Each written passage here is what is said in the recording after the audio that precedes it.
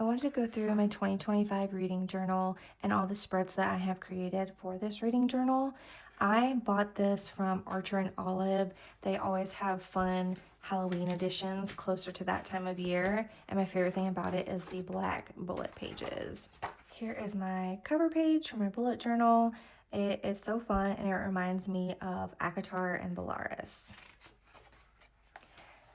Then I have my 2024 reading stats where I just have a bunch of statistics that I do from the previous year. I just find this really fun to see where my mood was most of the year, my favorite genre, and then just a bunch of different things like my longest and shortest book, my favorite and least favorite, my average star rating, average pages per day, my favorite book club read. That's a new one for me. Next, we have my review guide. I decided this year to do it all in gold stickers instead of multicolored stickers. I just wanted something different and fun from the last year.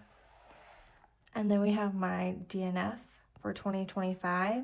I have a blank page, and then I also created my previous list. And then I have my favorite spread, my book of the year for 2025.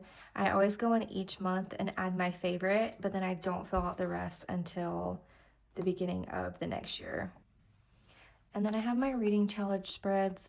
My goal for this year is to read 50 books and my date completed. I usually read way over this, but I also just want to give myself grace in case I get in a book slump.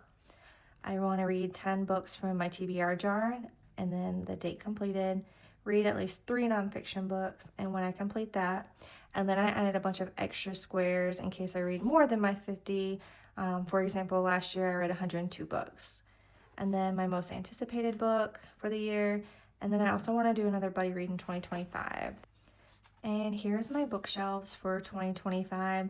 I decided for this year that I am not going to pre-make all the books on the shelves, and as I finish a book, then I'm going to add a book to the bookshelves and do them in different colors.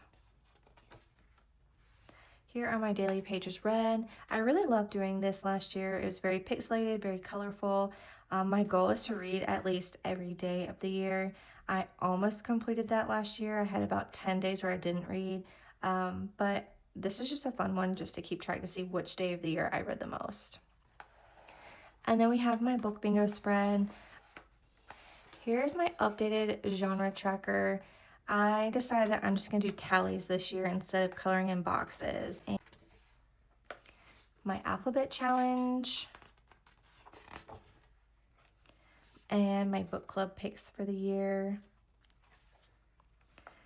And I added a page in this year for my advanced reader copies. I didn't keep track of these last year. I also created, this one took a while. Excuse me, I'll have to fix that. My Tropeopoly, I'm really excited about this. I'm not really playing it like as a game where it says, you know, book buying jail, go directly to book buying jail, or free pass, buy a new book. That's just like for fun. But I added in some of my favorite tropes, and then as I read them, I'm gonna flip them and write the name of the book in there. I haven't decided if I'm gonna do more than that, like color in a square, make it look like a Monopoly board, but we'll see as the year goes.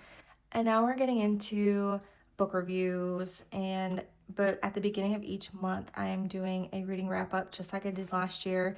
I just made it look a little different. These are all the different months that I have planned out just so if I need to add pages in for each month, it's not going to be just at the back of the book and make it explode back here. So yeah, that's my 2025 reading journal, and I'm very excited to share this with you guys as I finish filling it out for the year.